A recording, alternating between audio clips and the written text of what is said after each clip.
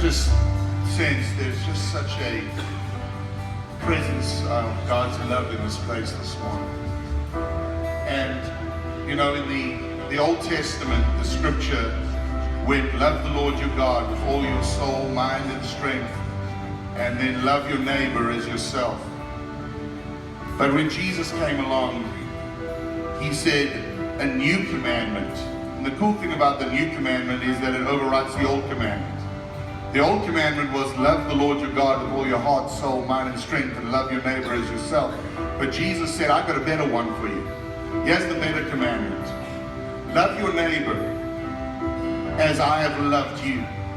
In other words, love others not out of a generated love that you've generated, but a love that I have poured into your heart. Love others not because you have to, but because I have loved you, and through my love pouring in your heart, I can pour it out to others. You see, the first commandment that he gives was all about us.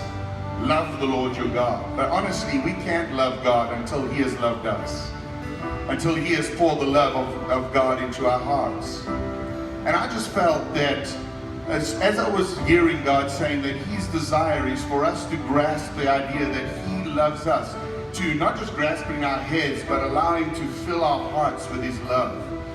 He then gave me a scripture that said, "And perfect love casts out all fear." And I just felt the Spirit of God saying that there are people in this place this morning that have been battling with this thing called fear. You've been looking at the circumstances around you. You may be looking at the news. You've been maybe looking at your finances. You've been maybe looking at your marriages or your relationships. You may be looking at a lot of things. And just like Peter that was walking on water, when he turned his eyes off of Jesus, he started to sink. As you've turned your eyes off of him and you've started to look at the circumstances that are surrounding you, the enemy has allowed fear to come in and grip you. And I felt the Lord saying that this morning he wants to start pouring your hearts his love, because the only thing that drives out fear is his love.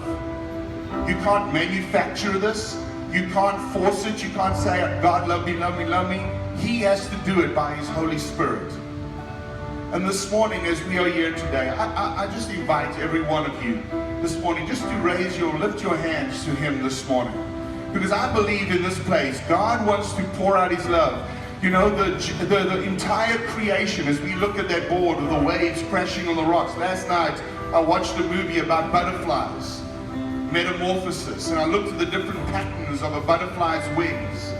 And I realized that butterflies, there's no real reason for them to have all those beautiful patterns except for one. God wanted us to enjoy his creation. God loved us that even in a butterfly's wing, he painted his love for us. And this morning, he wants to take that immense love. We just sung about it, him dying on the cross. And he wants to pour it into your heart so that you can love others, but also that if there's fear gripping you right now, God wants to drive that fear out, because he says he loves you more than that fear. He loves you more than those circumstances. He loves you more than whatever you are facing, and that he is with you, and he will never leave you and never forsake you. So just with you, just raise your hands this morning, and let's just receive his love this morning. Father, I just pray as people raise their hands in this place, Lord, whatever they are facing, whatever fears they might be facing right now, that Lord Jesus, that your love will overshadow the fears, that your love will drive out any fear that might be holding them right now. That Lord Jesus, that you will fill their hearts overflowing with your love. Lord Jesus, thank you. Thank you for your love. Right now, as you raise your hands, just start to thank him for loving you. For no matter what you have done, no matter what circumstances you're in, no matter who you are, he loves you with an everlasting love. The Bible is clear. His love is wide, higher, deeper than anything that you've ever experienced. So Lord, I just release right now in this place your Holy Spirit to fill our hearts in the name of Jesus with your love. That we will be overshadowed with the amazing love of God. In Jesus' name. Let us sing that song again. And as you do, let's just love Him. Thank Him for His love. And that you know that God, if God is for you, who can be against you? If He is on your side, why can you possibly be afraid? Because He is greater than anything that you face. In Jesus' name.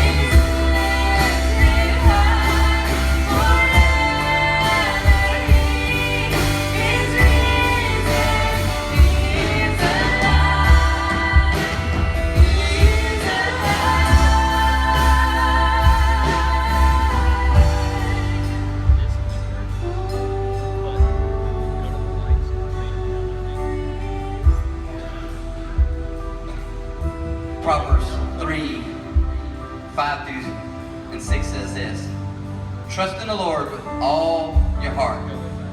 Do not depend on your own understanding. Seek His will in all you do, and He will direct your paths. Father, I just pray that, God, that we do trust in you. Father, that we try not to figure it out ourselves, God. And Lord, in everything that we do, we pursue you, God, that we can be on your path and not our path. For your ways are higher than ours, God. Your thoughts are higher than ours. And God, I thank you for that encouraging word this morning to receive your love, Lord.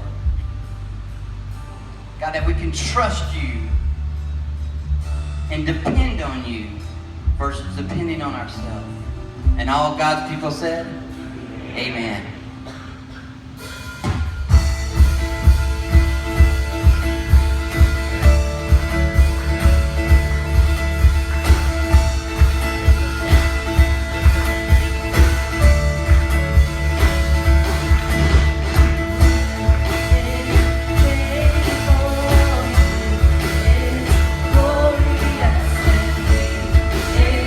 Jesus, all my hope is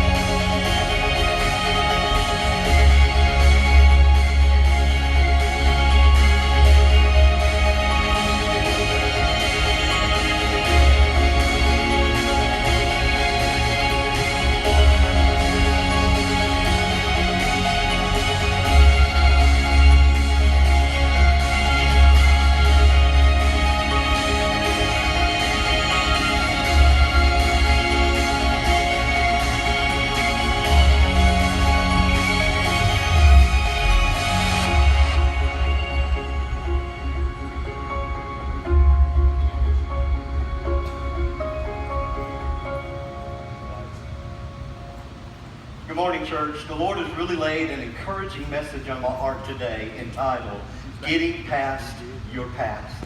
How many of you know that we all have a past? And the truth is, many of us are not proud of the past that we have.